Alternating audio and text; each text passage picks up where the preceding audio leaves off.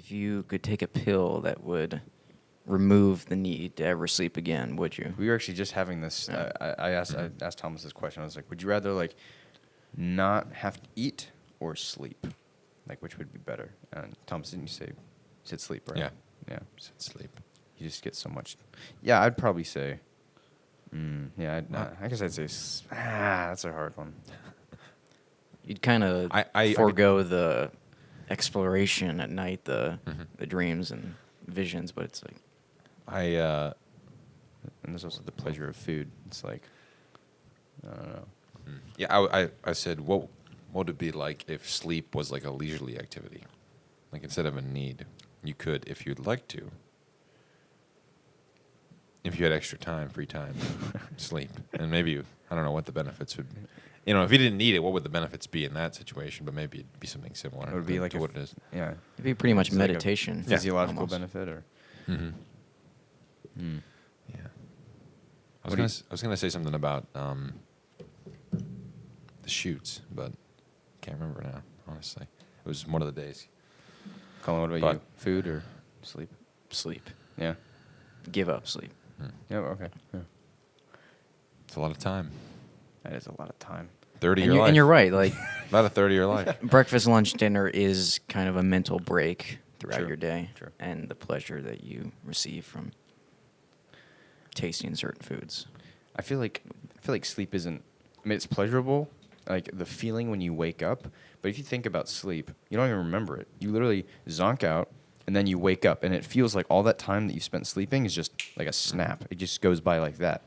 So I mean, there have been days where, like, especially during the that master class Oh, Smith yeah. camp, where I would like go to sleep and wake up and be like, no time has passed, and it's Mhm. just like this never-ending like day. But with food, it's like you're right. You're aware of it, and it's like a mental 30-minute hour break that you can just unwind. See, I'd probably give up sleep as well.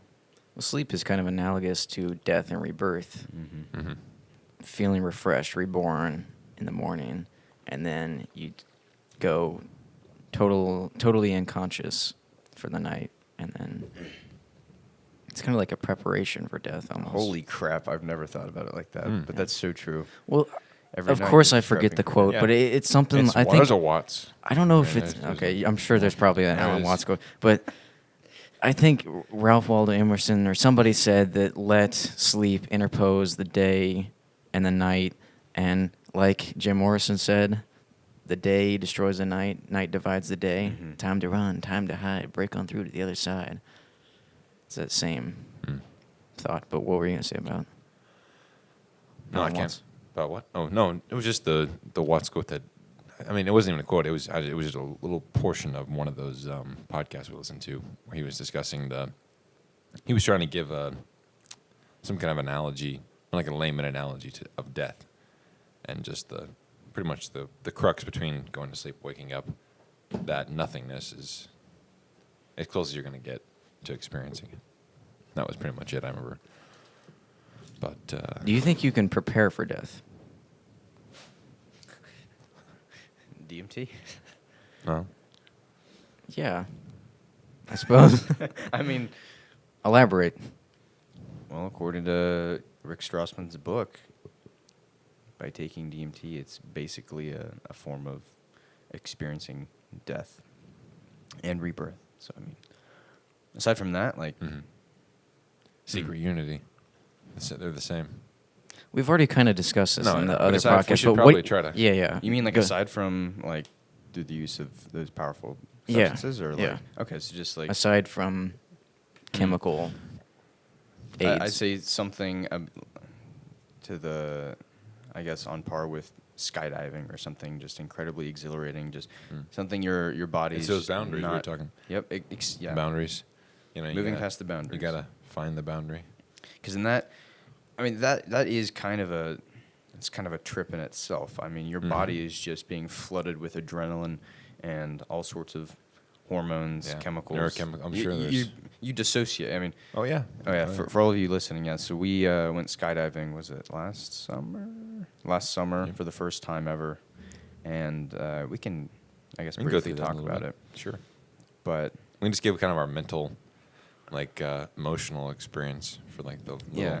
leading up and then. What was our altitude? 14,000 feet. So we jumped at 14,000 feet. Yep. And It was about 10 in the morning. Yep. 10 in the morning. And yeah, we arrive. It was about 40 minutes away from where we live. This facility in Missouri, in the middle of nowhere, obviously. And so we go through this like brief training prep period, about like 40 minutes. Yep, they're giving us basic instructions. So once If you're you in- die, it's not our fault. yeah, we watched all these like cheesy videos about how if you die, it's Some not old their Gandalf fault. lecturing us on a Yeah. 1990 It video literally screen. was. It literally was. But I think it was very basic instructions, and one of them was, well, obviously you're strapped down to somebody. You're strapped to the front of somebody, and when you're standing on the edge about to jump, you lean your head back, bring your arms up, kind of at like a 90-degree angle, and you just let go. And so I remember being up there, and Thomas was the first to go, and you can talk about like what that was like in a sec. But Thomas was the first to go, And we were all then- crammed in the Oh yeah, small, that was the other crammed thing. into The small plane. plane was way smaller. Than How I many thought it was people do gonna you be. think were in there? Probably Like 15? 15, 20. Too many Yeah. people.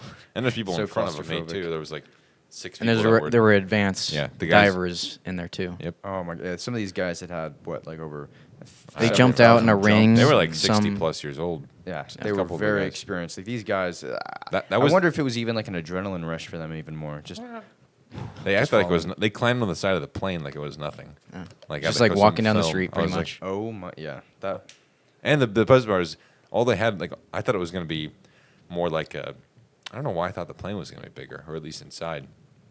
And I thought it was going to be like a legitimate door. Nope, just a piece of pull a piece of plastic down where the door is. That's good. Yeah, that didn't help my every time. Oh my gosh! But yeah, we were packed in there like sardines. You guys were in the very back. Yep. Yeah, I would have legitimately freaked out a little bit if I was in the back. Colin was in the Got very lucky on that back. one. I was in the middle. Thomas was up front. So Thomas was the first to jump. I was the second. And there were other guys who jumped out of there too. Mhm. But in terms of like the order of when we jumped, Thomas first, me second. What'd you Colin guys- third. And Who was your guy? yeah, What did he he look looked like? like. I can't remember. Oh my gosh, the guy from Ghostbusters. What's his name? Dan Aykroyd, Dan yep. Aykroyd. He literally. Dan Aykroyd's doppelganger, Yeah. 100%. And your guy was I can't remember. He was some ginger. I can't even remember. I don't my know guy. what he looked like though, but My guy was about a foot shorter than me. So Yeah. it was like this weird kind of. Yeah, that would have been he was I like feel like that Rogan. would've been really he was awkward, Rogan just- pretty much. Yeah, kind of. interesting. much. Yeah, so we jump, and I remember just you're standing on the edge of eternity, Mm-hmm. 14,000 feet below you, and your heart is just racing like it's never raced before. Yeah. You're just You're staring death in the face. You're literally staring almost. death in the face, and I remember just all the simple instructions that they gave. What was 3 instructions out the window? Nothing. Nothing was in my. You couldn't even hear anything. I was in. It was an empty vessel up there. Yeah. Yeah. Just air Yep. just blowing, Mm-hmm. and you're just like, yep, I have no idea what to do.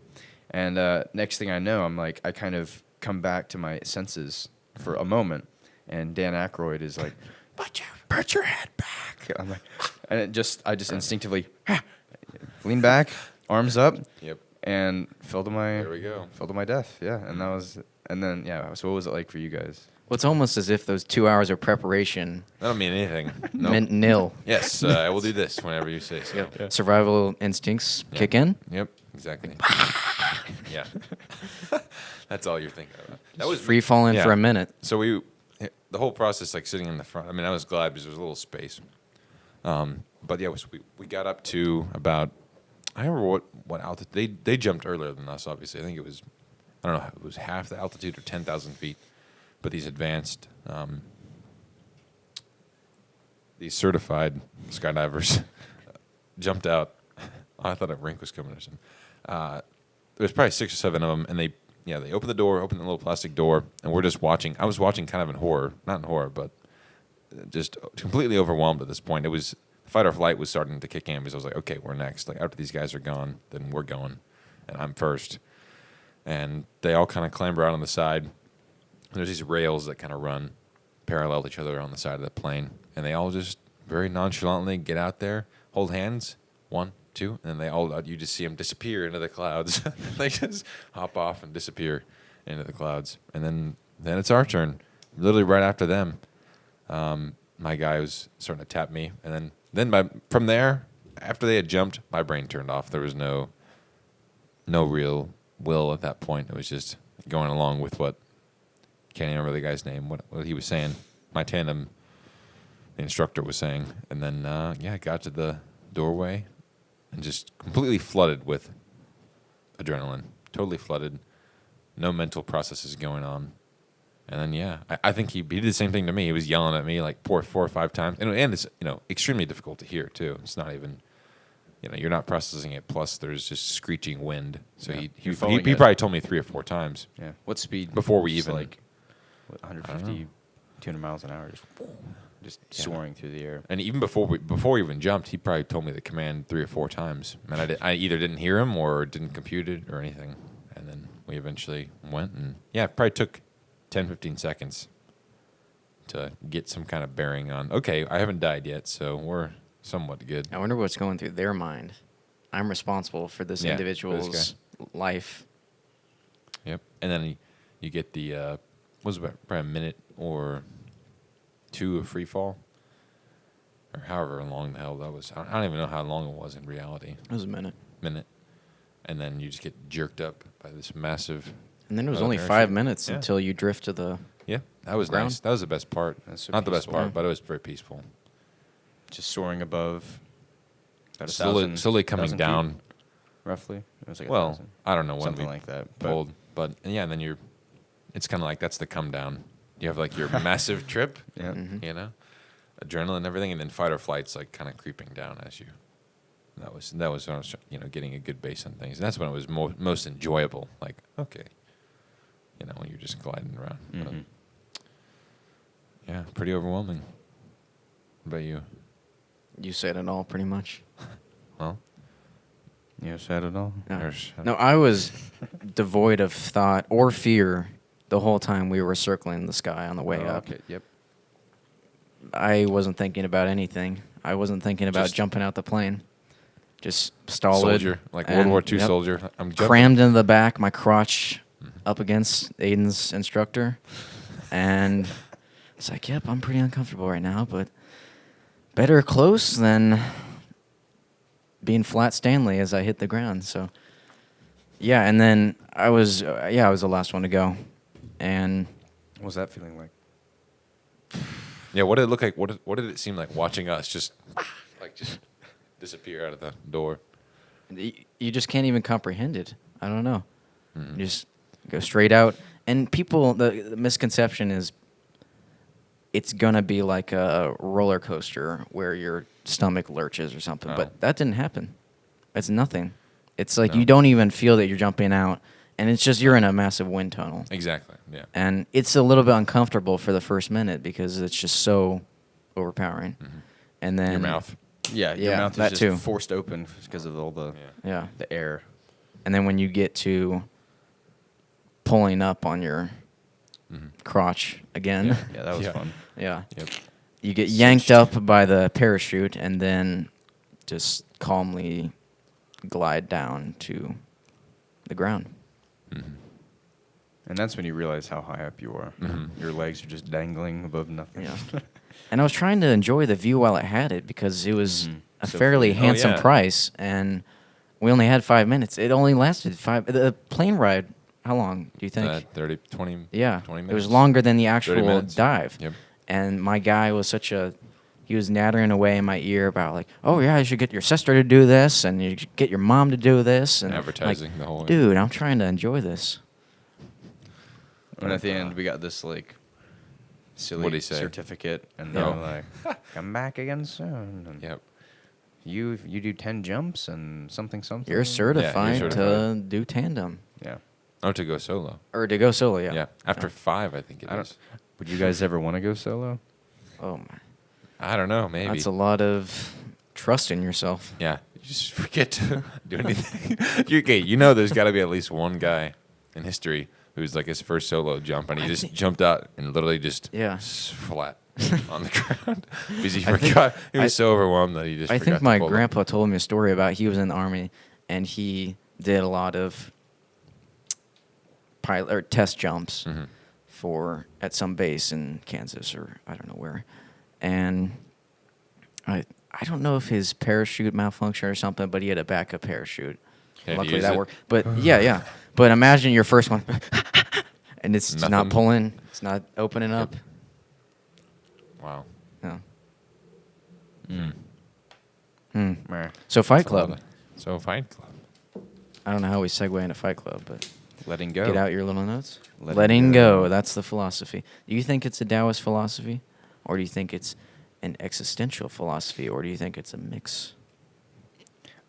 Dude, I don't know enough about Well, just Well, try to you go just into said- the notes. philosophies, then. but Based on go. your notes. Yeah. what? Okay, what were you gonna say? Well, you want to elaborate on that? Just sort of give like a brief overview of like existential philosophy and was it Taoist? Is that what you Mhm. said? Yeah. Just go into it because I don't know anything about like Taoist philosophy. Sure. Well, Taoist is all about letting go and letting the Tao or the way of things take control and not interfering with the natural harmony of the world. And so when Tyler Durden, Brad Pitt's character, is driving Edward Norton to their death in the car Yep. and letting go of the steering wheel, he's just like, dude, just let go. Stop trying to control things. And so that's kind of the embodiment of that philosophy. And then existentialism / nihilism is the nothing matters, we have nothing to lose. And this is evident when Edward Norton quits his job or Mhm. and doesn't quit his job, but forces the boss to give him a higher pay raise by beating himself up and making it seem like the boss did it. And then Yeah. descending into Project Mayhem and how the nihilistic philosophy of nothing matters at all what we do. There's no repercussions of Mhm. our actions. How that can devolve into complete anarchy. And Yeah, very quickly. how at the start it was pretty benign and innocuous and he could live his life and Tyler Durden showed him the traits that he was lacking, but then it just escalated into this. Yeah, kind of out of control situation.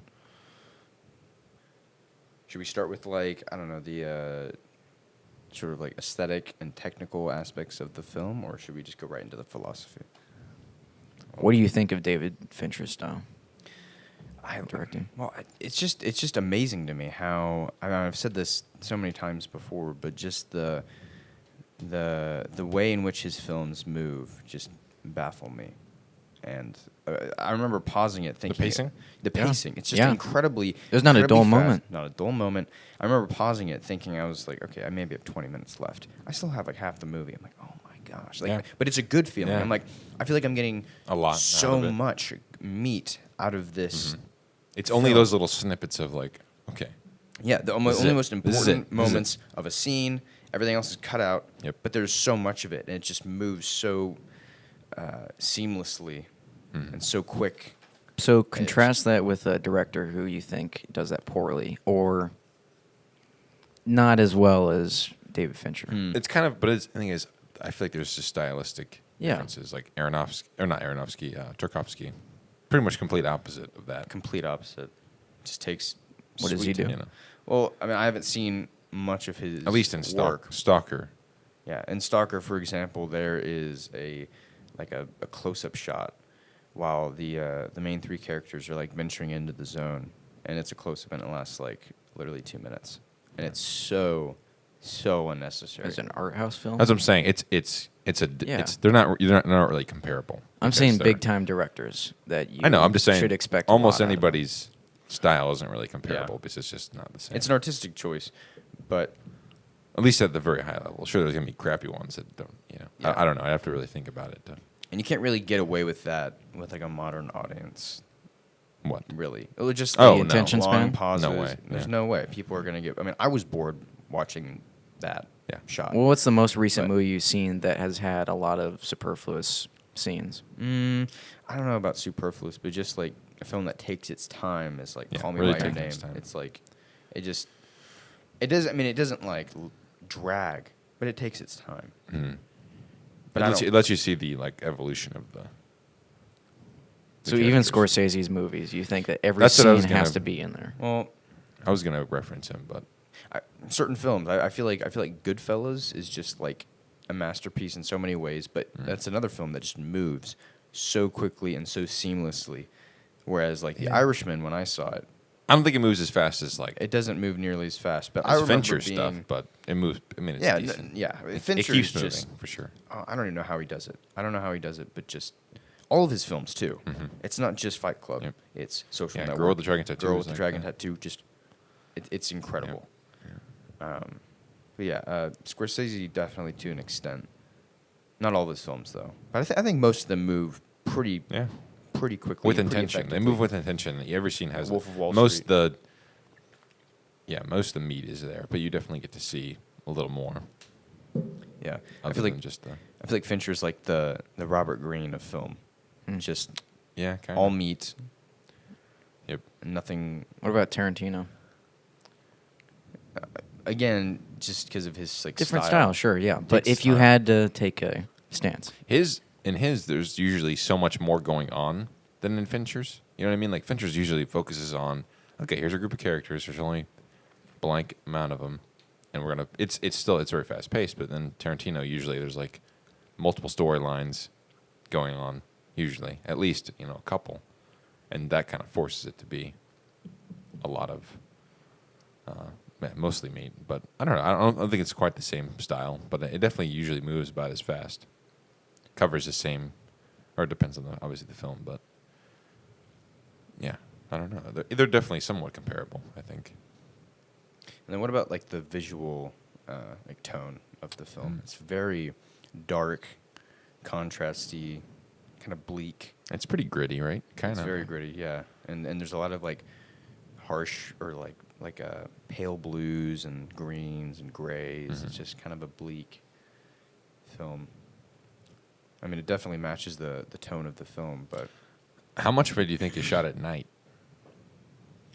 I was thinking about that, and it seems like a good portion of it. Yeah, a good portion of it.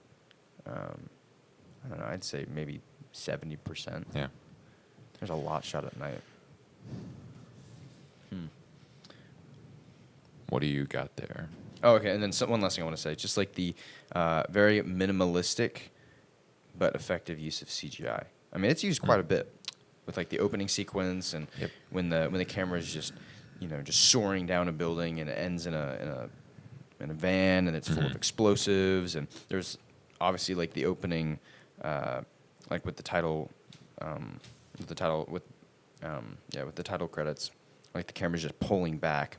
And it's just flying through like the inside of a body at like the cellular level, and then it pulls out of like Edward Norton's skin, and it's just like the use of CGI is like it's very well. Actually, I guess it's not minimalistic because it's used quite a bit, but it's hidden well. Yeah. Versus like Integrated. a Marvel film Integrated, where it's yeah. just spectacle Blatantly over obvious. the top, so obvious that they're in a blue screen, and yeah, so. That I appreciated about the film too. And it still holds up quite well. Yeah. Yeah. And that was 24, 25 years ago, so a quarter century ago. Yeah. Which, yeah, that's probably when those animations are being put together. So that's pretty impressive. say you were given a $230 million budget and were forced to use solely CGI, like some George Lucas produced film or Might as something. well make an animated movie. Or All right. a $50 million budget and it was all practical. Oh, definitely. Yeah, I'd go that route. All practical. Yeah. Just more crunch, more like Forces you to more be pressure. more creative and Maybe you have like, it would force you to probably use a lot more ingenuity on how you like crafted the scenes, and they'd probably turn out better. plus your Because of film it. your film is like I'm not going to put a number on it, but it's a good percentage like performances and like raw Oh, yeah. authentic performances from your actors and Can't rely on CG. you can't get to that fill in. if it's a CG fest. I mean, just look at Yeah. like any I mean, Yeah. What is The your acting's perspective? not on great. Marvel The and acting's Star not Wars, great but, in like, any Marvel stuff. It's like Yeah. Marvel and Star Wars. It's just like you say your line. The acting's not good. and it's just Just a very mouthpiece. Pretty bland. They're all playing Yeah, themselves. you're just They're a all mouthpiece for the franchise. Yeah. That's all you are. Yeah, repeating Sell your toys. your callbacks, to all these endless Marvel callbacks and jokes. playing. Okay. So, let's talk about Edward Norton's addiction to group therapy sessions. A profound line that I picked up on was, I'm going to butcher it, but he said something like, people only listen to you when they realize that you're dying. Mm-hmm. And we're all dying right now. One But just minute the at a fact time. that, like, I'm dying of cancer, or I'm dying of testicular cancer, or whatever the other ailments were in the... Parasites or Yeah. there's so much. Yeah, I mean, that's a pretty... And then something, it's funny because in the scene where the narrator is confronting Marla, and he's trying to like, wait, hold on. Oh yeah, like he's like explaining why he needs it, and he's like, and then Marla kind of like fills in for him. She's like, people only, oh my gosh, I'm butchering this so hard. Oh yeah, she goes because people really listen to you talk instead of just waiting for their turn. Yeah. Like that's why they're addicted to these group therapy Yeah. sessions because no one in real life Really actually listening. cares and actually listens. Nope. They're all just waiting for their turn to speak. And I'm like, wow. I mean, That's every time I watch this film, it's just something Something new resonates, and it's like, wow, that's so true. Yep, so many different ways to watch it. Like things to take away that way, just going into it with a different perspective. What do time. you think is Marla's purpose in the film?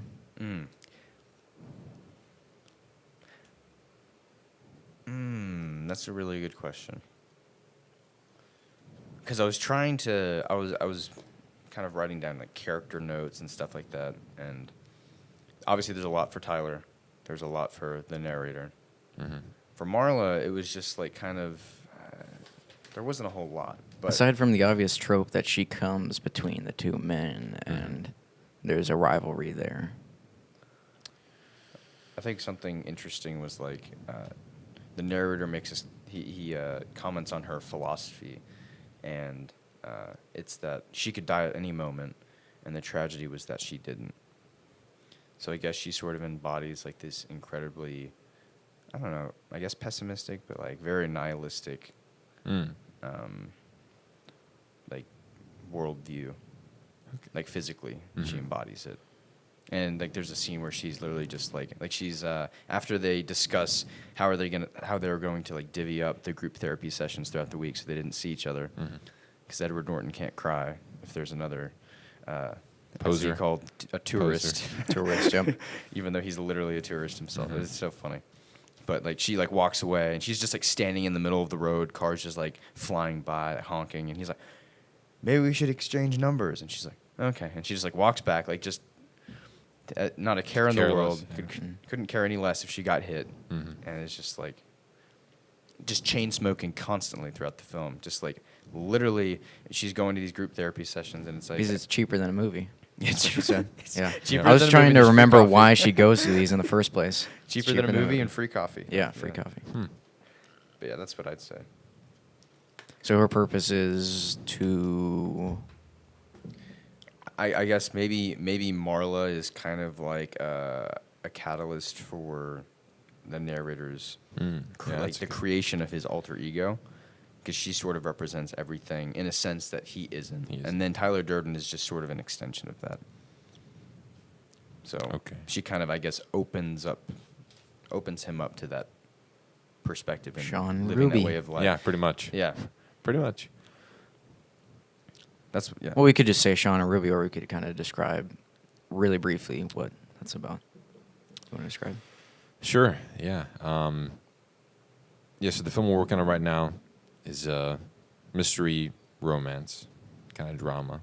Something we haven't, a genre we haven't really worked in at all, at least for short films. And it's pretty much about, a pretty reserved. So on one side we have this kind of reserved couple figures that are main character being Sean, who's kind of reserved, spineless, indecisive, probably 17-year-old high schooler, and isn't very confident about himself.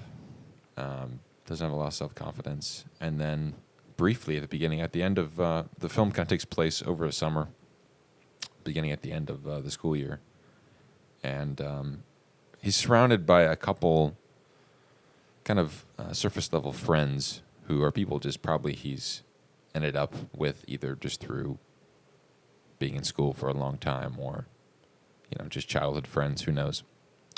But their facades are quickly crumbling, and that is catalyzed by his kind of brief interaction with Ruby, this kind of foil character who's, again, pretty much everything he's not, just the opposite of him in a lot of ways, personality-wise. Very spontaneous, very confident, very self-confident, very in the moment, and very passionate. So he meets her at this party. They have a very brief brush over one night that kind of acts as a catalyst to alter his worldview. Or it doesn't immediately, but that's kind of what it opens a door, for sure, for him. And then that's kind of the transition that we see throughout the rest of the film is over to that other side. And by the end, something's changed, and that's kind of evident through his actions in those different relationships with his father, who's kind of the reason the way he is, with his friends as well. So that's pretty much it. So I hope at the end of the film, his worldview has been altered. You would at least hopefully it's open ended, but that's the way you'd maybe think of it. And then that's it. And he finds her again. So the entire summer Ruby is missing. He has this brief interaction, and he's trying to feel that again. Pretty much, he's trying to find the sense of what he had found that night after the party, and then at the end he finds her again briefly, and there's kind of not much of a resolution, but some hope for the future, and that's pretty much it. So Sean is like Edward Norton prior to becoming Tyler Durden. Sure. And In a then sense. Ruby is, in a sense, Marla. Yeah, that was a good connection. Copy of a copy. Yeah. There we go. There's nothing original anymore. It's just all repackaging. Yep. So every time I hear this quote, it just like really resonates with me. But this is your life, and it's ending 1 minute at a time. Any thoughts on that? Is that when he's burning his hand, or is that a different moment? No, it's a different moment. It's like pretty early in the film, and Edward Norton is just like his, like the narrator. Narrator. Talking over some scene. Oh, at the office, or maybe. Yeah, I think it's Yeah. at the office. Yeah. This is your life, and it's ending 1 moment at a time. 1 minute at a time. Yeah. 1 minute at a time. What do you think about it? Because you noted it, so it must be of some importance. It's like, I mean, obviously, it's so easy to just go through the motions, and but I feel like this film is, those moments. It's just like these very rare moments where you just have this unparalleled clarity of mind, like aha, like probably the most powerful aha moment, like on a personal level to you, and it's just like, wow, it makes sense. It makes so much sense.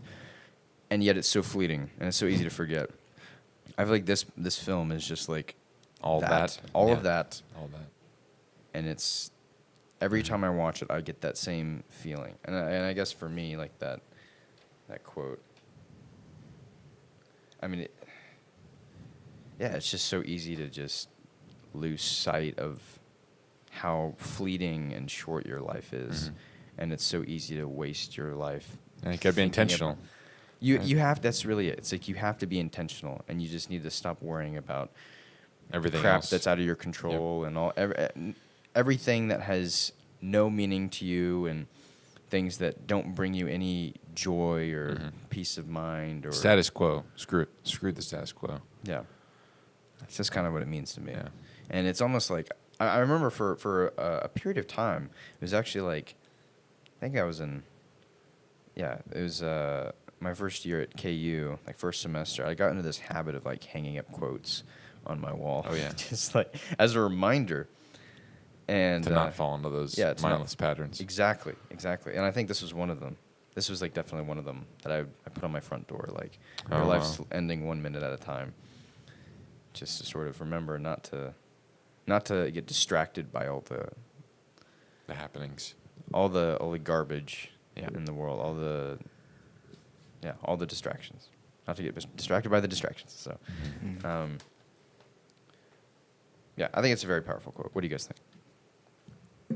Don't look at me. Come on, you Over guys here. have thoughts. Yeah, I mean, we kind of just said it. I feel like just being intentional is important, and the more consistent you can do that, the better. Sounds like a morbid thought, but I think we should every day be meditating on our death. Because it's all going to end. Mm-hmm. So why concern yourself over petty matters? Mm-hmm. No, that's true. That's another way of looking at that quote. And the sun is going to be eclipsed by the moon in the end. So make hay while the sun is out and screw it, pretty much. That's a great point, especially with all the pettiness. There's so much pettiness. Yeah. Oh yeah, Just that's like the Just a that's the waste- worst thing. a waste of I don't your get it. When people are not mental intentional with things like that. energy. That's what drives me nuts. yeah. That's what drives me nuts. That's huge. Just the pettiness. Yeah. There's- And I think a kind of a natural place to do that kind of thing is at the end of the day. Is you've reached the end of the day. Here's one more You're just cycle. displacing your And- anger on other people. Is that kind of what you're talking about? Or what? No, I'm just talking about the time for that meditation. At least for me, naturally, Oh, most okay, naturally, okay. it comes at the end of the day. Okay. When everything, even if the day was hell, we were outside for 6 hours shooting or something, it's over. Yeah. And now it just exists as It all just fades into the little past. tiny, yeah. yeah, that's Just something the else- wake of tiny a ship. blip. That's something else we were talking about. Is just how like I feel like the older we get, just the more memory becomes so Compressed. fleeting and compressed, Yeah. and it's in the moment. It's just things are flying by, and then at the end of the day, it's like, did that really happen? Mhm. Like that party scene. Did we really shoot that? Yeah. I don't know. Yeah. Here's a question. Did we get through it? Would you rather have a incredibly profound and beatific and blissful experience and forget it forever? Not Experience where? What do you mean? just, What kind of experience? I don't know, just anything Oh. you can imagine. And then just say you go on a cruise or So you never just- you experience go anything. skydiving or something risk-taking or I don't know, whatever, what have you. And versus an experience that's just mundane and you're at the office for 8 hours and you can remember every detail of that.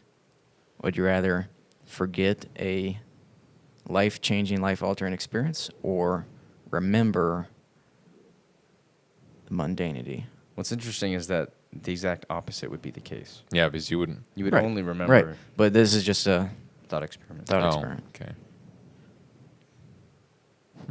Yeah, I mean, who wants to remember hell in eternity? I wouldn't want to remember every second of a very mundane existence. So you choose the former Yeah, and forget the... Then time would just seem. Time is irrelevant. Time. Well, yeah. I'm just saying, in that thought experiment, Yeah, in that thought you'd have experiment. more time in the mundane area, but wouldn't. I don't know. That's a weird kind of. Well, here's the thing, Yeah, I Evan. wouldn't want to remember that. Pleasure versus Okay. pleasure and excitement versus mundane. So existence. you would both pick the life-altering experience? I would. Or... Yeah. Okay. What about you? Yeah, I would say so too. It's something that you brought up is I've been thinking about this a lot. Time doesn't exist right now. Right now. Right It now. exists on right the now. boundaries. Yeah. on It's the- a comparison of moments. It's Yeah. a comparison of time of 2 It's a print- points. It's You a just parenthesis. glitched out. It's a parenthesis. Well, that was weird. What? That was kind of creepy. Right now. Right now. Yeah, Right I now. was like, right now. I was looking away. I was like, huh? The future is coming up. Oh my gosh. There's something about loops too. About yeah. breaking. Can you ever break the loop? Because there's so many cycles in life. It's sleep, Everything is cyclical. and awake. Yeah. It's Everything is cyclical. it's a Groundhog Day of you got the work 5 days a week, and then you got the weekend, and yeah, you Mr. do it all Mr. over. QT, talk about it. Yeah. Talk about the. Well, I work like 4 days a week, but it's still very Oh, yeah. cyclical, and yeah, it's funny because we're married to our routines, and We can't stand them at the same time. we can't stand them at the same time. There's two sides of the coin of everything. Is like you're Yep. just like, Because you I need- gotta because get you out. need to do it. We're Because taught. Because you know you need to do it, like biologically. Yeah, Usually. we're taught to disdain work, but at the same time, it gives us meaning. Mhm. So if we're It's the same thing if with we spend everything. ourselves in a worthy cause or a worthy There's goal, no value. then without the other. we feel valuable. We feel like we have a purpose, but at the same time, like, oh, I gotta go to work today. Oh, I gotta put in some marginal effort. Yeah. I feel like into that's this what life. I feel like that's what makes it meaningful, though, because there's no Right. again. It's just that's what makes it meaningful. It's Right. not even the actual action, but also just the difference. You know, now Yeah. like you shift at work, but then you do something different, and that's the where you can actually derive any meaning from the. So what's the From each something? activity. What's the something different? No, it's just change. Like, okay, I'm gonna, like, if you just worked for eternity, or you were in you lived on a, like some beach resort forever, it really wouldn't mean much to you after a while. So do you think you'll retire? Probably no. No. My grandpa You calls it retire when you die. yeah. My grandpa calls it refocusing. Yeah, I like So that. you kind of That's great. redirect your Yeah, your energy energies to somewhere into- else. I feel like Yeah, retiring. and is hopefully just the sort older of- you get, the especially if you don't have any hobbies. Yeah, what- retirement oh is yeah, just it sucks. like It sucks. What do it's you giving up on life. Like, okay, What do you I'm done. foresee your future? Seriously, I mean, there's some people. I mean, you probably know people who they go to the grocery store, they go Their take big a outing. walk, Their big outing is Walmart. going to Walmart, Shopping on Amazon. Going to Going Home for my Depot own for some neighborly home walk. repairs. Gonna fix the toilet. Wow, Yeah. wow, nope. Gonna be Can't do watching it. CNN for Oh. 2 hours a day. Oh Christ! Gotta mow the lawn Throw again. on Okay, the- so what put do on you the foresee? Golf Channel. What do you foresee your future hobbies being? That's all I want. That's all I need. Okay, if Yeah. you're trying to run away from that fate, I don't know, bro. or your future projects, or anything you.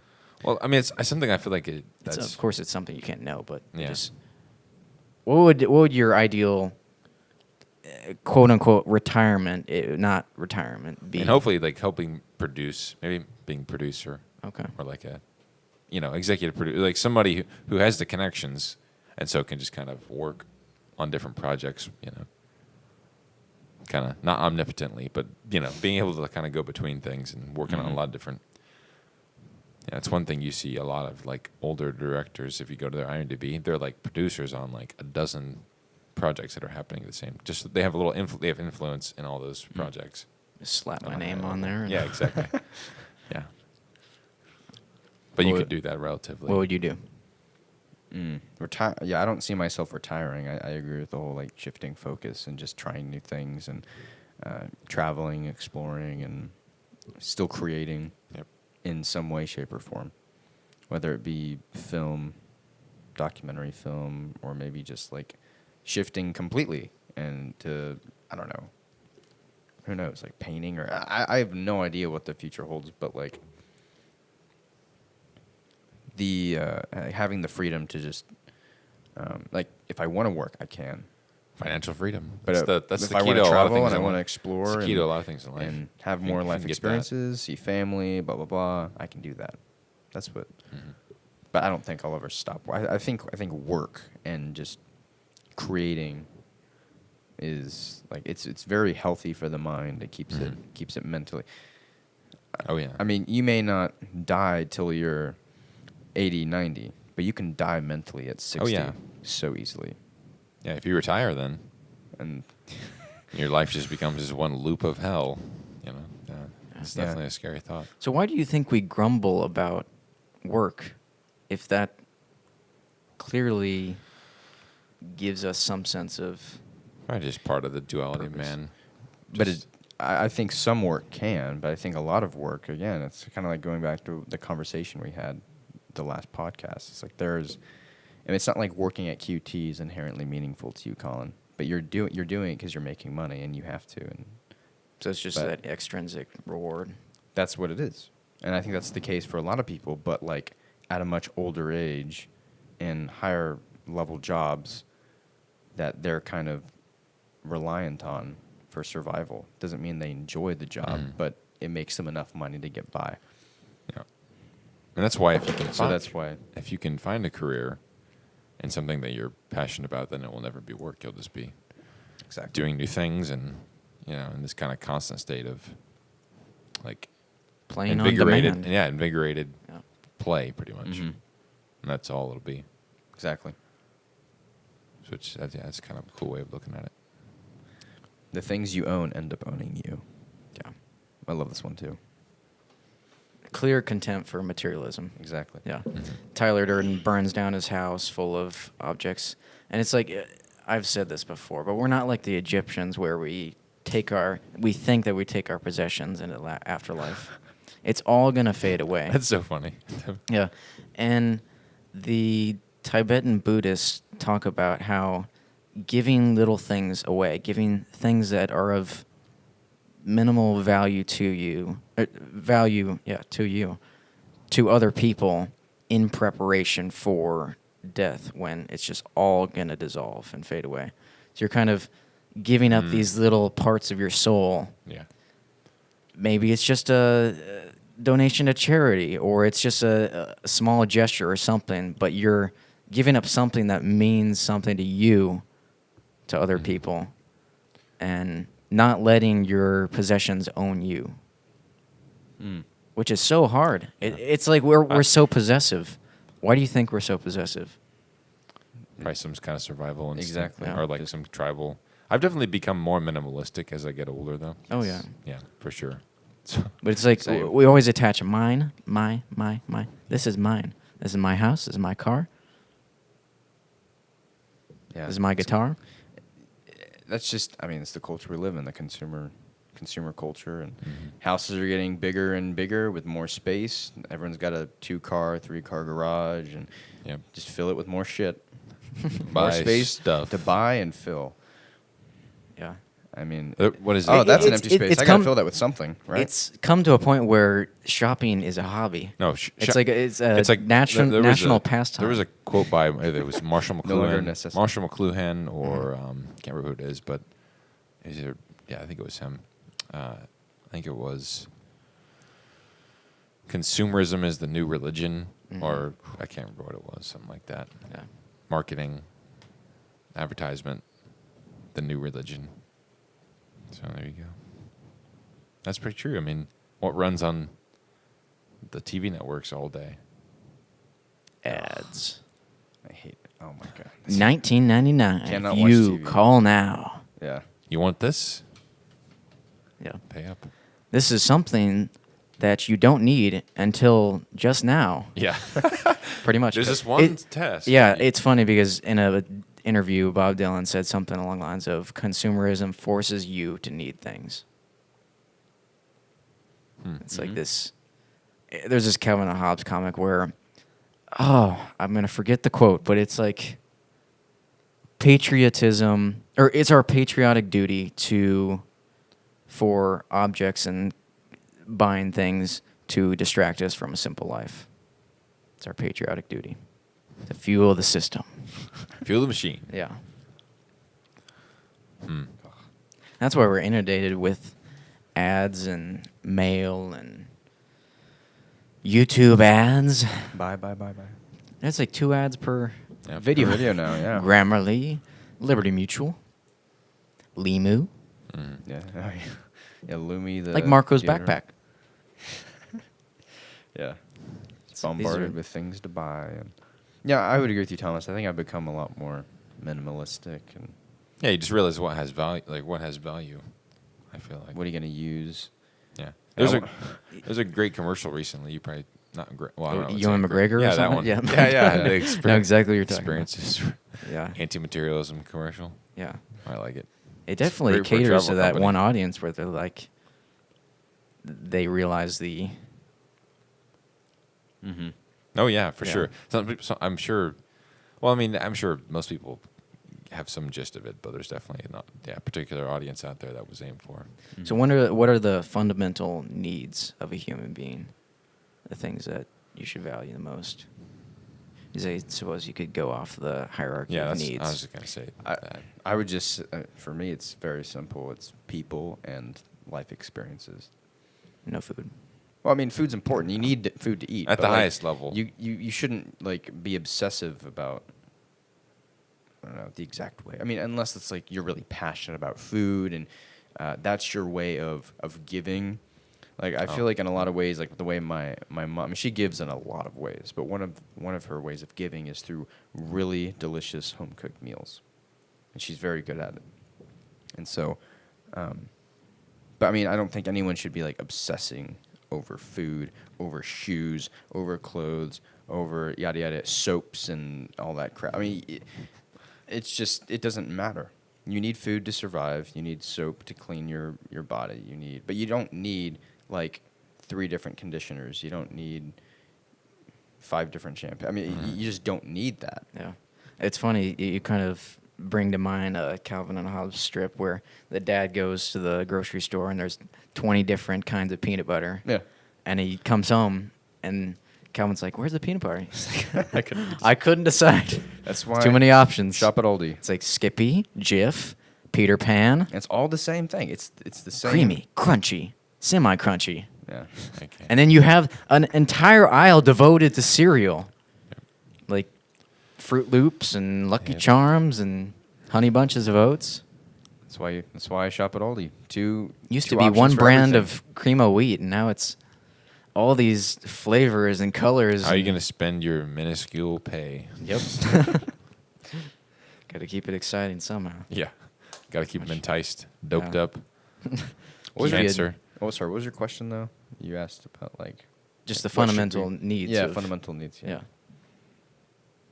Well, it's the obvious ones: the food, shelter, clothing, belonging, Yeah. valuable relationships Mhm. with other people. Mhm. Agreed. Okay. Moving on. Unless Thomas has No. anything to okay. Okay, I really like this one, but I don't know where to go with it. Self-improvement is masturbation. And then Ooh. Tyler goes on to say, now self-destruction, and then he doesn't finish. Self-improvement is masturbation. Now self-destruction. Blank. Hmm. I think something about this film that you kind of have to realize is that just like kind of one of the main draws is kind of getting away from, this corporate lifestyle, like, or this, anti-materialism lifestyle. In the same way, what they've created with Fight Club is another source of the same kind of conformity.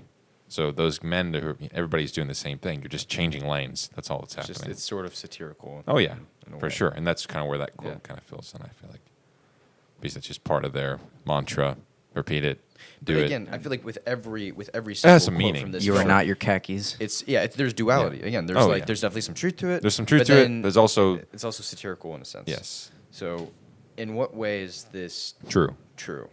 Because when I think self-improvement, I think Depends on the like, it's it like depends your on what- attention or like the way you're doing it. Yeah. Or it's yeah. just like reaching a higher status in the workplace. yeah, exactly. and, What's like, is that like you're just is it? Yeah, it needs to be feeding your ego. it needs to be internally focused. or is this like Or working out and getting physically fit because Yeah. you want to What- feel good and what's you want to read to improve your your knowledge and to become more articulate. Like, perspective. I don't think Yeah, what's I don't the- think that form of self-improvement is masturbation. It's the intention. I mean, I can it's all about speculate the on it. intention behind it. Yeah, what do you think, Colin? I could speculate on it. I think it's a twofold allusion to Eastern philosophy. with the self-improvement portion being, there's a quote or a line in the Tao Te Ching where it's like, he who does nothing leaves nothing undone. And the realization that we've already talked about this, everything that you do in life is not going to matter. It's going to wash away in the end. So, yes, you can improve yourself. You want to improve yourself first, set your house in perfect order before you criticize the world, Jordan Peterson, and remove the plank in your eye before you point out the speck in your brother's. You should work on yourself first, and then you can improve the world and others around you. And the goal is to diminish and reduce the suffering of others in the world. So you do that by improving your outlook on life. But in another sense, you can do everything, but nothing will get done at the same time. It's like nature doesn't rush, and yet everything is accomplished. And it's all just cycles. It's all what you lose comes around in another form, pretty much. And then the second part of that is self-destruction. So the abolition of the self or the ego that Buddhism seeks to attain via nirvana and via their suffering exists in the world. There's a cause to suffering, which is desire.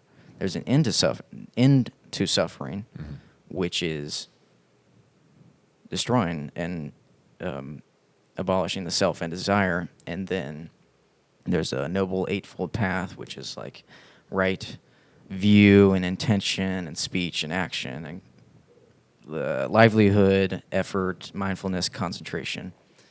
And through those, you can... It's not like you're descending into... I don't know. I feel like it's partly nihilistic, too. Is self-destruction. You can see the degradation of yourself through the Project Mayhem. That it's like you can easily devolve, and you need both sides. You live with base values, and that nothing matters. So I'm just going to live a Faustian life where I can do whatever the heck I want, and if it tramples on other people, then so be it.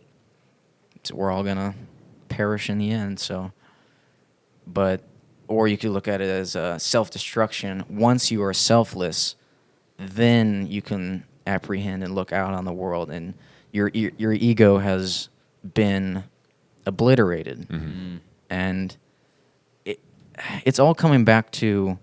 I don't know if this is Buddhist or if this is another Taoist thought, but there's like this, I don't know, I'm going to screw this up, but there's this wooden block that they talk about, and it's called Pu, P-U, and you're trying to return to that Pu block of formlessness, of egolessness, selflessness, and every step that you take to chip away at the onion rings and the layers of your ego is like towards enlightenment. And the further you stray from that, the further you get into more layers. The devil area and the hellish area, and how you can make it a hell on earth for other people by...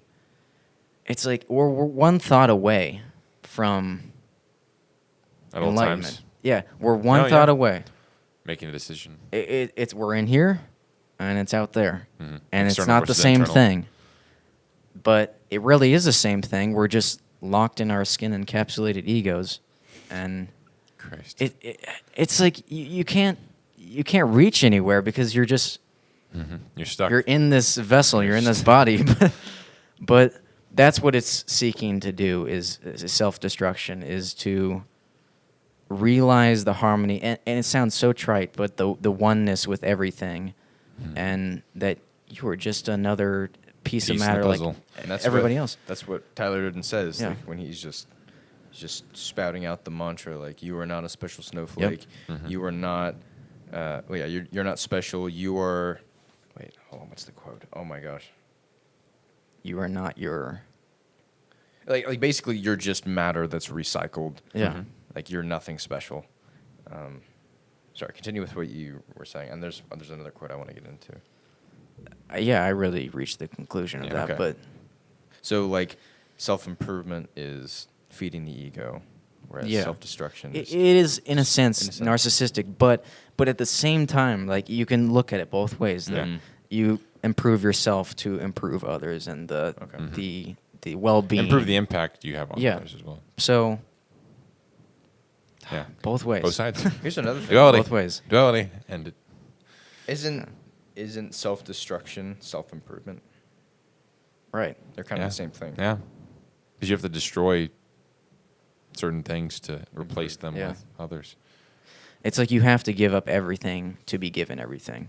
Exactly. It's the Job Mhm. story of he lost everything because God had a bet with Satan, and Satan was like, he only worships you because you give him everything. You give him prosperity and abundance. And then he took everything from Job, and Job was still faithful to him. He had all these friends, all these dissenters, and not infidels, but just like people who kept feeding him lies about God's true intentions. And if he really loved you, then he wouldn't put this fate on you. And then Job was faithful, and in reward, he was given everything 70 times 7 or Mhm. so.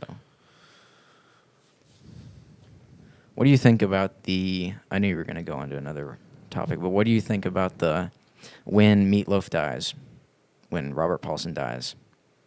His name. What is it? Robert Yeah. Paulson. What is his name again? But What? not Robert Paulson. Whose name? His nickname or his Oh, Bob. Bob. Yeah. Yeah. Okay. Yeah. When he dies and everybody chants, "He is Robert Paulson. He is." What do you think about that moment? Because I was like, that meant What? something to me. But What did it mean? well, I don't want to keep talking. I No, feel like it's I a like it. podcast. Yeah. Yeah, keep talking. okay. Well, it's like you are a name on this earth.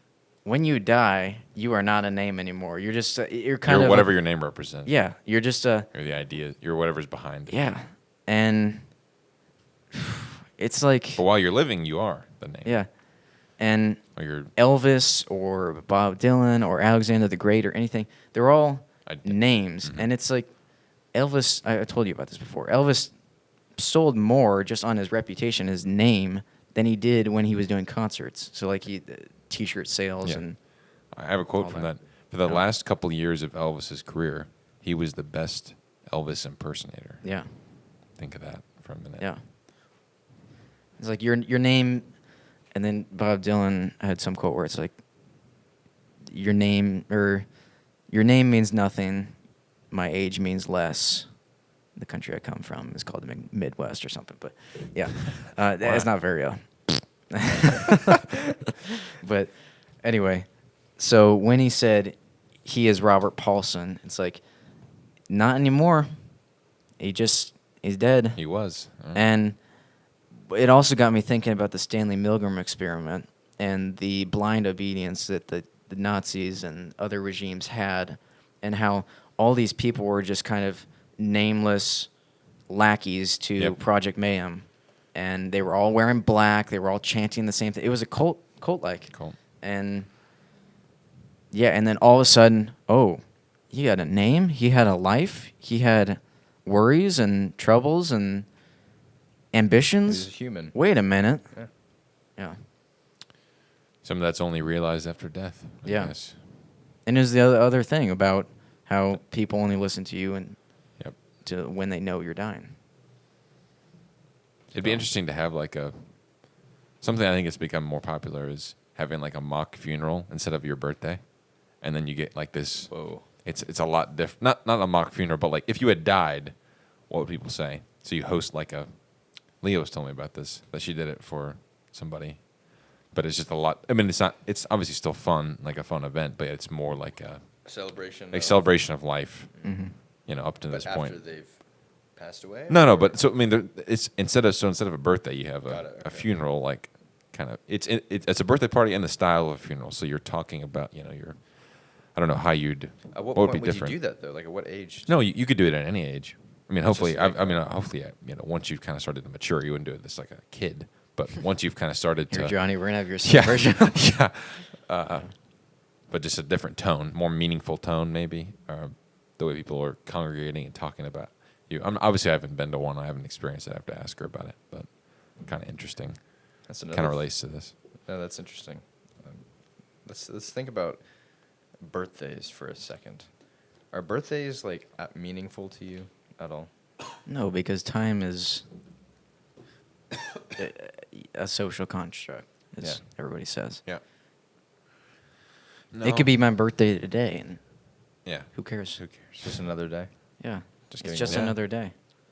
Never- Another day above ground. You never feel. Not when you were a kid though. Oh, yeah. Birthday was the best day of your freaking life. Woohoo! Chuck E. Cheese, Chuck E. Cheese. ketchup and cardboard. 50 presents and The vomit You know what's- in the slide Okay, tastes better than the what- actual pizza. Okay. God damn, Colin. that's disgusting. What do you think about the? I mean, obviously, you guys remember this being the kid going to somebody's birthday, and they make you sit there and watch him open all these Yeah. gifts. And you're just like, What is going on? Why did they? I mean, there was You're a prince for a day. like you're. That's something that would. Well, I don't know For a why, day. but I associate that with like something that would happen in like the 12th century. Like you'd be at some king's palace, everybody's got their gift, and you have to make everybody watch. You know, it's kind of a weird parallel there. I don't know. It just seemed so. I mean, as a kid, normal, but now looking at it, kind of an odd that is ritual. that Kind is- of an odd ritual. That is like an odd ritual. making like, oh yes, I've impressed you. Like your friend gives you this, and Oh my it's so gosh, odd. you're right. Yeah. It's kind of odd. It's- And they're like reading your what- card and Yeah. and it's like It's kind of odd. It's It's kind of has relation to Robert Greene and the gift giving and how they feel indebted to you, and you're trying to appease the. well, partially. Yeah. You're a courtier and you're trying to please the master, the king. Yeah. And then, but he also talks about how gift giving, not just at the kid level, but like adult level, if you just give a gift, just arbitrarily, just at some random time. That's what I was gonna just and say. then you feel kind of this psychological debt Yeah. to repay the favor. I often feel that more, the impact of that more when I just do it with anything, just Yeah. out of just nowhere. Not like, oh, his birthday is this day. Yeah. Okay, I'm not. And Even though it when does you help. give a gift, you kind of expect something in return too. A lot of the time. Well, you shouldn't, Eh. but it's easy shouldn't. to have But that it's just- there's a- mentality. Yeah. One microscopic seed That's true. Yeah. That is true. I usually try to tend not, obviously with any gift that you would hope that with any gift that you give, there's no, or at least it's the minimal, it's the least of that. It's you know? funny I because wouldn't want to give a gift. to life somebody is like that a balancing of the books of a business Karma. of finances. You're keeping in mind what people have done to you in the past, what they've given to you in the past, who owes me this, who owes me that, and you just Mental- have mental all scoreboard. these scoreboards in your Yeah. mind. Yeah. You're like, where am I? Am I winning with this person, or Yeah. am I losing with this person? And Yeah. yeah, Are they up on me or what's Yeah. the? we just treat everybody like an object. It's also interesting, like the kind of like the perversion of birthdays and like Yeah. Christmas that exists now. It's like it's all about the gifts, and Material. Yeah. It's just like money, and Yeah, it's I mean, like we don't even corporations, care. man. I mean, the idea of a birthday is to celebrate life, right? Mhm. But it's also kind of like I don't know. I feel like I'm not complaining about my birthdays or whatever, but they just haven't been like I remember as a kid. It was just like the best day of your life. But then you reach a point where it's like, okay, we're gonna have a special dinner, and I'll eat a cake and blow out the Yeah. candles and woo. But it's just like I don't know. Yeah, It so- should be more, and it should be less about gifts Yeah, and more it about should- like the person. togetherness and. I think like a as you real get older, it's celebration of more life. about that. People I realize. don't know, man. I feel like I realize that. I mean, really, yeah. Because I talked Yeah. to like, I feel like nobody, like no adult really cares about their birthday. Like they're just like it's just a reminder of how old they're getting, and they don't like to think about it. At least that's what I've heard from like my grandparents, my parents. It's just like another day, and they don't want to think about the fact that. No, they're getting yeah. older. I But feel like it it's should more be about the people opposite. around them. That's the thing. It's like for the person, Yeah. what are we supposed to think? But for everybody else, it's like okay, they're you know what I mean. Like I guess, it's almost like they're appreciating the person more, like everybody else except the. Yeah. So that's probably why it feels like Got that. it. Yeah. Why do you think don't age know. is seen with sorrow and jaded mentality? Probably just because people haven't thought enough about their own mortality. I feel like the more you think about it, the more you contemplate, the easier that reality becomes. But I just think I just don't think most people have really thought about it too much, because you get caught up in the rat race of life, and people don't really. Well, I'm not going to generalize, but it's like you don't. There's not like a lot of time to just sit and think, because life is just constantly moving. You're always busy. Flying by. Next thing you know, you're like 70. You're like, holy crap. Blink. Yeah. Blink. It's long and short at the same time. Exactly. Yeah. That's the weird. Yeah, paradox about it. Yeah. Is some things seem forever in the past, eons ago, but It's at the funny same time- because, but at the same time yesterday. yeah, the past always. I'm not going to generalize again, too, because I know there was a lot of people with trauma and abuse and whatnot. But for a lot of people, I feel like the past is viewed with a rosy, positive lens. Like, Yeah. people are always wanting to return to their salad days The good old as a kid. days. And What'd you there was say? some... There's salad days. Yeah. What's- and Never heard and I think I read in Jordan Peterson or somewhere where people in their old age, when asked to recount a certain memory, they always travel back to their teens and their 20s, and when they felt most alive. Why is that the And- case? Yeah. I was only alive when I was for 20. for a couple of years. Yeah, for this Yeah. window of time, from when I was I was 20 to alive. 30. I And was it's alive. running away Now- from us right now. Now I'm dead. Yep. Yeah. But I've just, I guess in my own life, I've always realized that yes, of course, this time right now is meaningful and precious, but I always find myself getting enslaved to the past, like just cogitating on memories that were just important to me, and experiences and people that I knew and places that I've been to. And yeah, it's funny because you get so caught up in the moment, and then after the fact you're like, wow, those were the days. Those were the days. And right now you're like, oh, this How much? But you can't should- stand I this. have a question. Yeah. So if you had to, so you have 100%. Okay, your pie chart here. If you had to give a very brief, or on a daily level, in your mental processes, how much percentage is past, present, future? Just on like daily operating. We should all answer this one. Yeah, I know. You go first though. If you. I would say it's incredibly hard to stay in the moment. Mm-hmm. Because the moment is boring and it's so fleeting. Yeah. And I'm like, okay, come on. Slap myself, Yeah. pour some water in my face. Ah, let's go.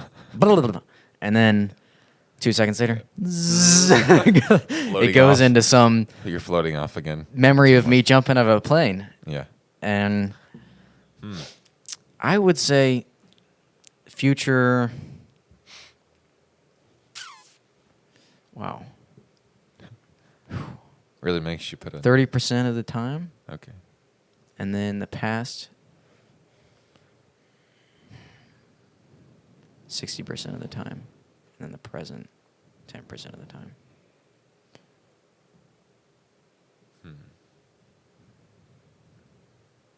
I would agree with that for the most part. I'd say Really? it's like probably. Yours is the past. 60%. Actually, I think I'm consumed by the future more. Yeah. I just have, like, So they these- flip the I'd numbers. agree. Yeah, I'd have like these. I wouldn't call them fantasies, but like just Visions. of what the future might be like. I'd be like. Like I'm worrying about what could happen, Yeah. and I'd say that's mostly what consumes my mind. So I'd say like maybe 40% that, or maybe I'm in my head a lot. It's not good. Mm-hmm. Yeah, I'd say like probably 10% like totally present, 50% in the future, and then I guess 40% in the past. Not good. Unless Yeah. I'm doing something like really like different, Mhm. like working Different, on a film out of the routine. out of the right? routine. I'm in the present. Something out of the routine. the whole time. The There whole you go. time. You don't have time to just Yeah, be off exactly. somewhere else. Yep.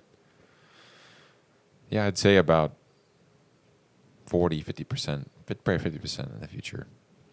And then, I mean, 10 is even, that's, yeah. Stretching it. Yeah, I mean, what is it really? What defines the... Yeah, that's me being generous on my. Yeah. Yeah, 5 to 10, Yeah. 5 to 10%. And then, yeah, probably 30 in the past. Probably a third. Not a third, but less than a third. Not as much of the future, for sure. Mm-hmm. Any last questions on Fight Club?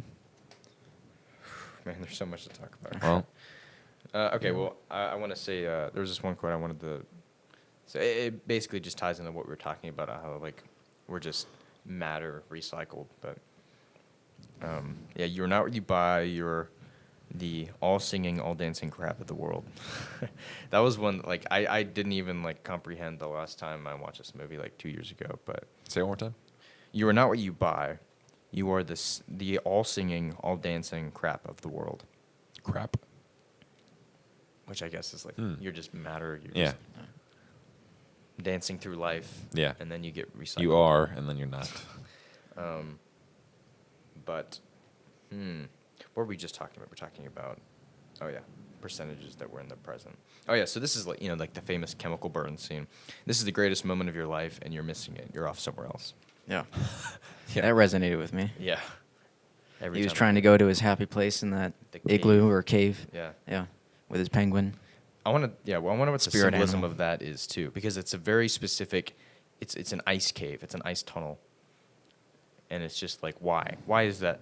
Why is that his like happy place? I guess it's kind of odd. It's not like a field where it's all bright and golden. It's a cold blue cave. So I wonder why that choice was made. But yeah.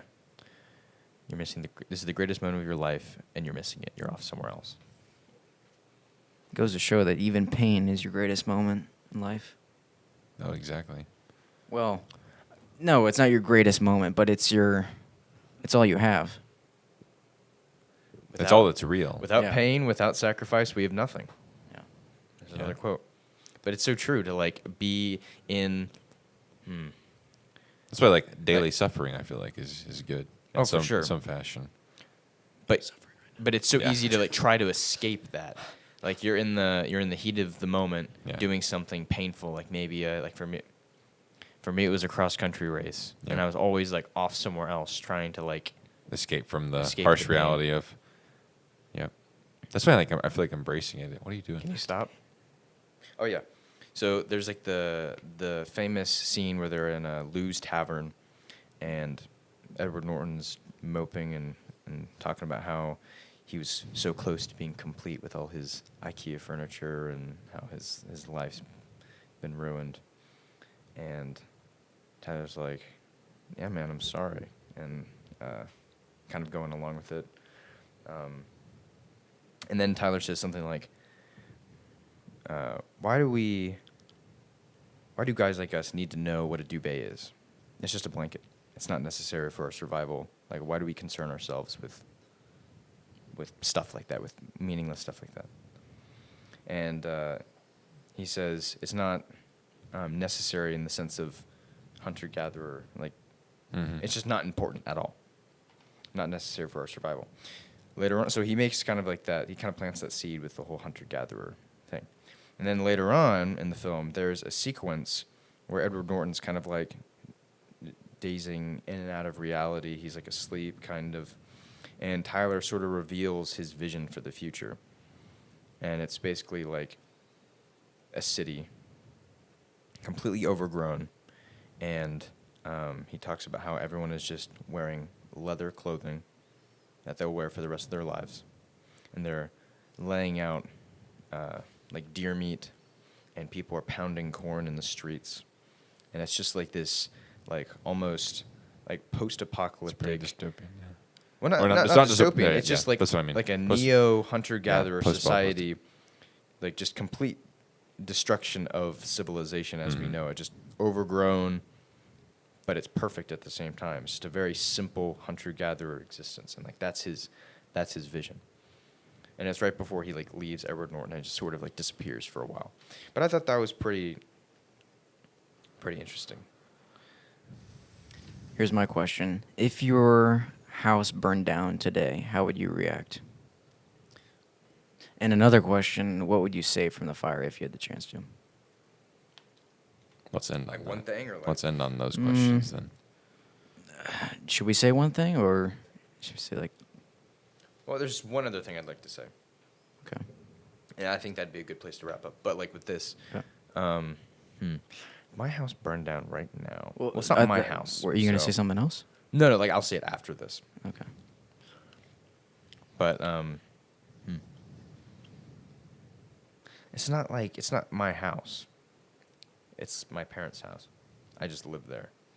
So if it burned down, it's not like I've lived there my whole life. Like it's different for you, Colin, because I mean you've lived in that house for however many years. Like there's a lot more memories that are tied to that home.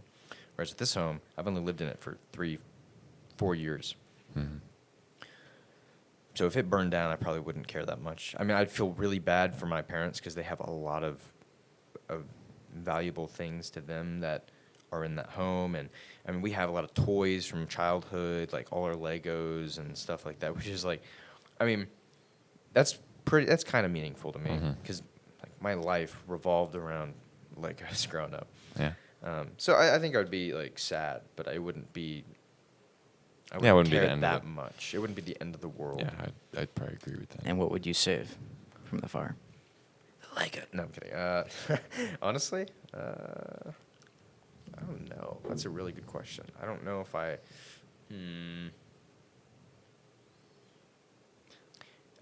There's nothing really coming to mind. Like, there's no like one thing that's just like I would save This that. item. Yeah. I would totally save that. It's like I don't know what I'd save. It's just.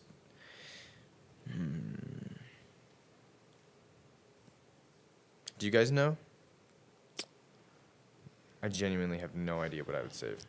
I would obviously save my family first, but if it was something I material, know my don't mom know. would save the photo albums because that's just a lot of. We're sentimental creatures, so you tend That to makes hold sense. on to things like that. But me personally, I don't know if I would save those. Heresy, though, that is to her. I get that. I Though. would say my guitar, but that's the thing is it's easily It's just replaceable. replaced. It's just Yeah, guitar. Guitar. Everything can be replaced. So, in a sense, I guess replaced, but it's What's the like most it's expensive like item? Save that. it's like the cat in Meet the Parents. It wasn't the cat or the dog, one of The cat? What do you mean? the cat that Ben Stiller replaces, Oh yeah. and De Niro is like, "This is not our cat." Yeah, it's the same thing. Yeah. Except those memories. I mean, that's what Yeah. you'd kind of go from. Because I the wouldn't save photo my album, laptop because everything's pretty much on Drive. Drive. cloud. So, Yeah.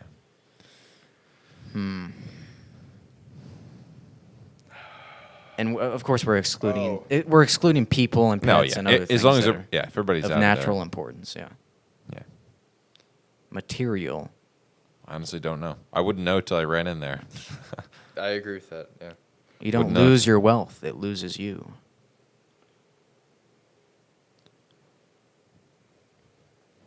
Okay. Well, And that's on it. that. Hold on. I want to end on Okay. one last thing. I know. It is only when we've lost everything that we're free to do anything. So, to what extent can we implement that into our lives? Because it's not like we're gonna destroy our homes and just live like Tyler Durden, just doing whatever the hell we want. This nihilistic existence, nothing matters. How can we incorporate? To what extent is that true? Can you say it one more time? It's only when we've lost everything that we're free to do anything. How is that relevant for like the common individual? Well, as it maybe a principle to at least be in, like, think about, maybe on a constant basis. like a way of acting, as if certain things, as if you have nothing sometimes. Okay. Risk, maybe. Or, I don't know. So, yeah. Well, you really have nothing. Yeah, no, I know that. I just mean that, yeah, so you should definitely be, think of it on an applicable, like, social, without being completely nihilistic and burning down your house. Then, yeah, there's definitely a pretty, it's not that difficult, but it just has to There's be. really no inhibitions Yeah, in yeah, social exactly. settings and in career goals. Yeah, And nothing to lose. yeah. Because there are no mistakes, really. Any thought on that? Because who's the judge of those mistakes? It's you. Mm-hmm. You could defer to some higher It's all God or comparison. creator. It's all comparison But besides that. yeah, there are no mistakes. Yeah. So I'd say it's a philosophy to consider. Mm-hmm. I mean, hopefully you'd Yeah. do that on a daily basis. For sure. The only thing that's really coming to mind for me is just kind of like what you were saying, just sort of losing yourself and like losing the ego, leaving the ego behind. That's the only time you're really free Mhm. to do anything. And obviously, it's not an easy thing to do. It's something you have to constantly work on. But in a metaphorical sense of Yeah. losing everything. Because the ego controls so much. Yeah. That's for sure. That's There we all I go. got. There we go. That's all I got. Lose yourself. All right, guys. Thank you guys for listening. And I never did an intro on this episode, but we'll see you guys next time.